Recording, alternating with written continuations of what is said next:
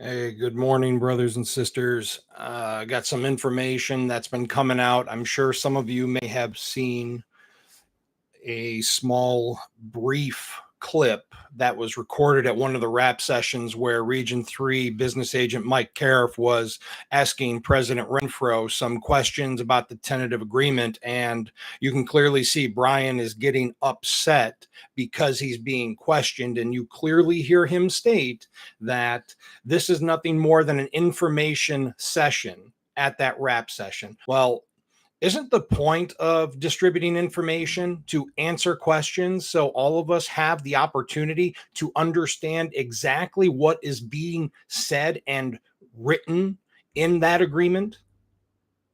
Remember, I remember seeing this clip not long ago that a sociology student in Russia created a game called Werewolf. And you would have two werewolves and let's just say 50 villagers. The point of that game was to prove that an informed minority will always be able to have a one up on an uninformed majority. And the werewolves choose one person to kill every single night in this game. And it's fictional, hypothetical, so YouTube's algorithm doesn't take this down. And so the next day, they would go ahead and see that, oh, hey, Jimmy was taken out. Okay, so everyone, including the werewolves, would go ahead and try and figure out, who took Jimmy out in this game, this fictional game. Now, there is a moderator that takes care of everything to make sure that there's no cheating. And the goal is that if the two werewolves kill everybody in this fictional game, that they win. But ultimately, what it came down to is that it didn't work because the uninformed majority wasn't able to win over an informed minority. That being said, you see what Renfroe was doing, and Renfroe threatened to cut off Mike Cariff's mic, and Mike said that he was going to go to another microphone so he can speak. You don't cut off people that are trying to get information about a tentative agreement that we have to vote on and then claim that it was strictly for informational purposes. I'm going to go ahead and I'm going to try and post that clip because some people have started taking it down, but I have an individual that I went to leadership class with here in Region 3 that sent it to me, and I'm going to try and get it put into this so you can just see the amount of disdain that this narcissistic president of our union has for letter carriers like you, me, and the rest of our sisters and brothers that are out there on that street. He doesn't feel that it's necessary to take the time to answer our questions, but he'll go ahead and talk for 3.5 hours about nothing and nonsense like he's done at previous rap sessions in other branches across the country. A president is supposed to be there for our representation. Now, remember, he is a fiduciary. So is every single other union officer that's in this country, including us union stewards. We have a fiduciary, which is a legal job to do. We have to represent our carriers. He may not be doing exactly what we want him to do, but he's trying to do what's best for him. That's exactly what Brian Renfroe is doing. Now, I'm going to tell you this. I have a feeling that Paul Barner is absolutely terrified and afraid because he's used to a nice, cushy little position. Now, I've heard good things about Barner, but the fact is that if someone is so weak to the point to where they will not speak up because they are afraid to disrupt the balance like some of these other NBAs are, you know what? That's perfectly fine. We're going to go ahead and we're going to vote all these pieces of crap out. Recently in Region 9, I believe that was Corey Walton, or was it 6? They were talking about Eddie Davidson. There was some information that had come out there about how he's in cahoots. I'm not really sure about any of that stuff, but there were some documents of charges that were brought up against people and some claims that were being made. I'm really hoping to find out more about what's going on out there in the Nashville region. Corey, if you're out there, or Angry Mailman, Matthew Dover, if you guys have any information, please go ahead, put that up on From 8 Arbitrations podcast or from the Angry Mailman's website, JH. If you have any information about what's going on, please, Mailman Saeed, any of you guys. Anyway, Cariff had also put something out here, and I'm going to read a quick letter that, well, it's a 2-page letter, so bear with me. Hello, fellow NALC members, and welcome to the DC Wrap session on the tentative agreement. Today, you will hear a lengthy presentation from the podium designed to give you any information that helps you conclude that this is a good contract and that we should vote yes when we get our ballots. That's a lot of information to the contrary as well, but that information will not be presented today, at least not from the podium. At the previous Wrap sessions in Houston, San Francisco, and Minneapolis, this is Mike Cariff speaking, Region 3 NBA, spoke at the mic in order to present pertinent information or ask pertinent questions about the tentative agreement for the benefit of all attendees. Every active carrier gets a vote, including me and including all the people in attendance at these events. It's beneficial to hear perspectives and thoughts so we can all make an informed decision. Unfortunately, President Renfroe attempted to silence me each time and even had the hotel sound guy turn off the mic in Houston and also in Minneapolis. This is outrageous, particularly because you, the dues-paying members of this union, paid for all of the executive council and also some NALC staff and people that work in the regional offices to attend. Why are we here if we have no role to play in the discussion? Well said so far, Mike. Very well said. We certainly didn't play a significant role in negotiations. Absolutely true. None of us had the opportunity to give National our input at all because Renfroe went AWOL. Plain and simple. I don't care what the hell the outcome of the charges were. He went AWOL. It's very simple. Retroactive FMLA, when it wasn't even requested, that right there is a cover-up. Somebody covered up for him, and we all know it. President Renfroe decided not to use us, which is his right per the Constitution. So again, I ask, why are we here? Here below, and also on the back side of this flyer, I will provide you with some information, some food for thought. I'm taking this extra step because I don't know if I will be allowed to speak from the mic, and I think this information is relevant and pertinent when you and all of your brothers and sisters make their decision on whether or not to ratify this contract. I am running off the copies at my own expense, and I won't have time to get a union printer, which is something I would normally do. I ask that you forgive me this extra step under these extraordinary circumstances. I hope you find this information useful, and if you have any questions or want to discuss any of it, I will be here all day. Thank you for taking the time to travel here to DC and for your service as a letter carrier and union rep.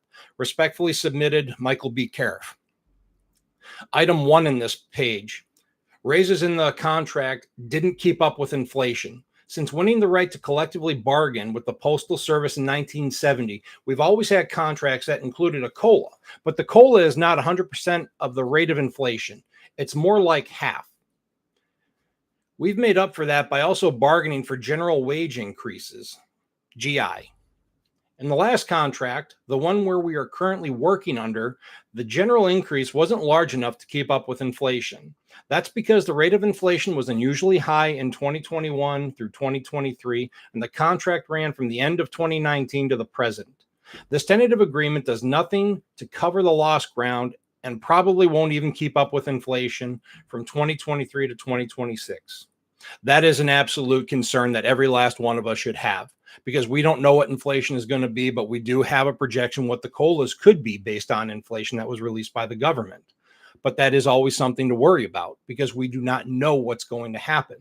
It's always best to have it and not need it than need it and not have it, like the ability to save for a rainy day, which is something that I would bet that 75 to 85% of us do not have that money on the side for a bad day.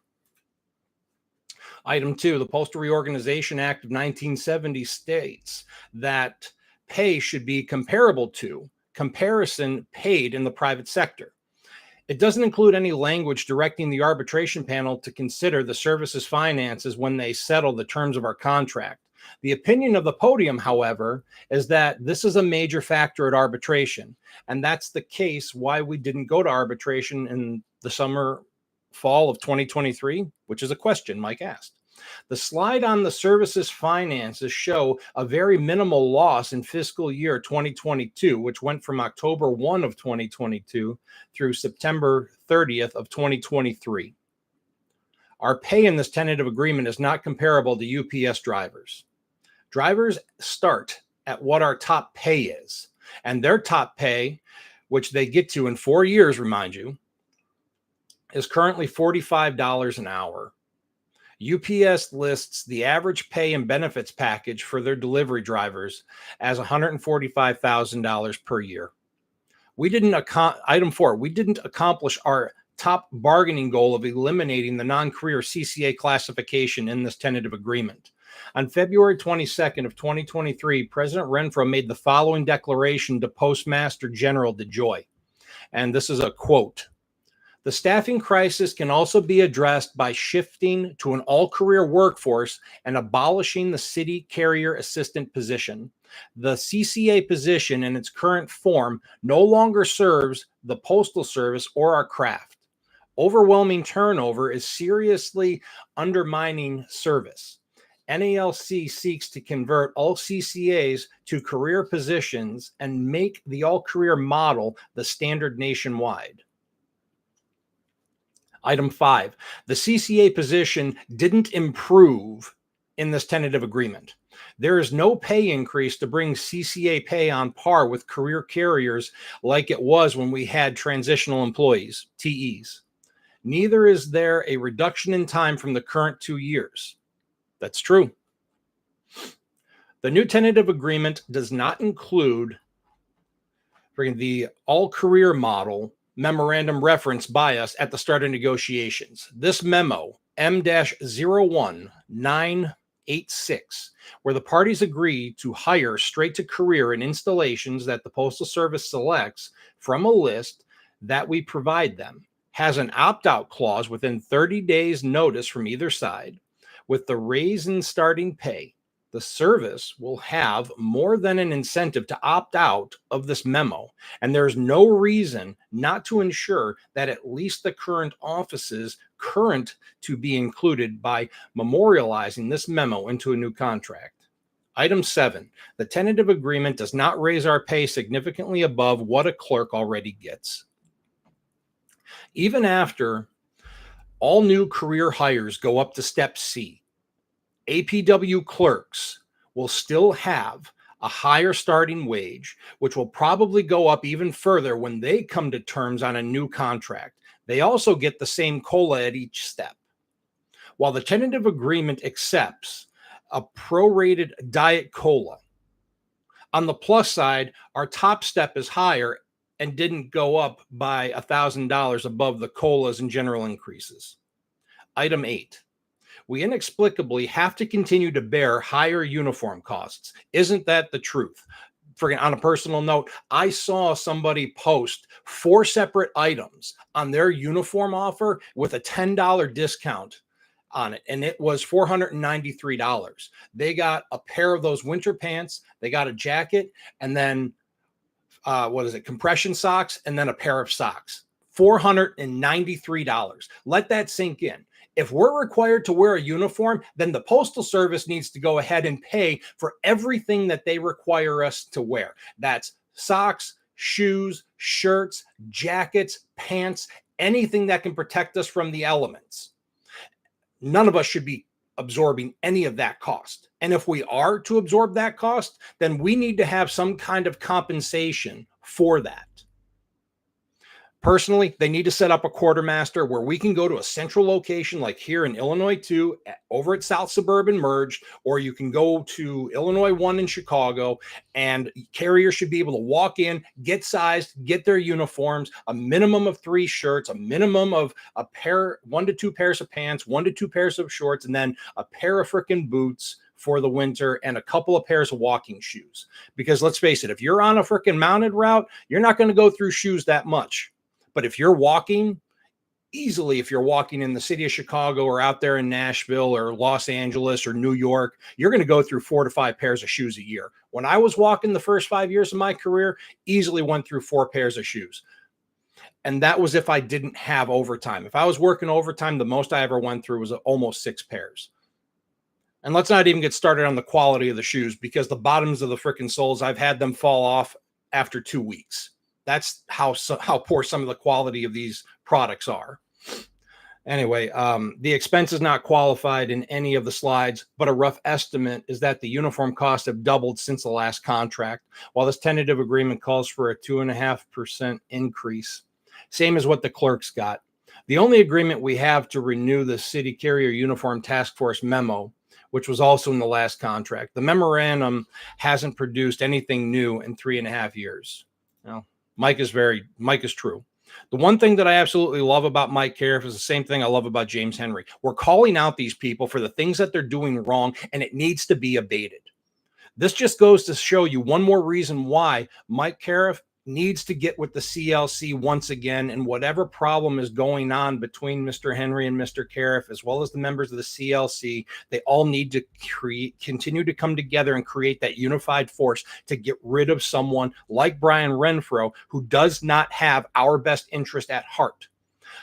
At the end of this, I'm going to go ahead and I'm going to try and edit this video to where I can put that 30-something second clip in so you guys can actually see what I was talking about at the beginning of this video, this live broadcast.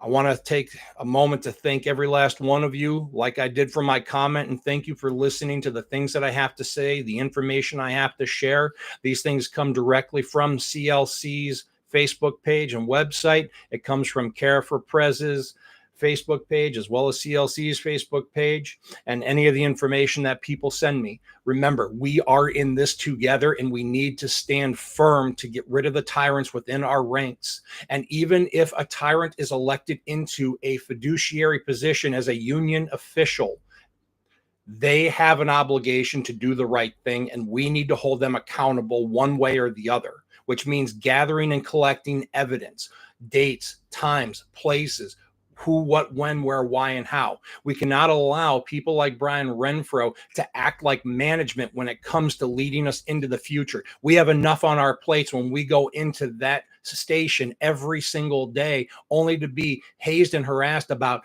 times, parcels, pushes, what management needs. We don't need to have that kind of crap in our ranks. We need to continue to fight together, stand united, and remember what Corey said about that fist. We are that collective fist. Stick together, my brothers and sisters. Thank you from the bottom of my heart. I'm going to go ahead and try and get that video up here shortly and splice it into this. I hope you all have a great day. Please be safe and enjoy the rest of your day.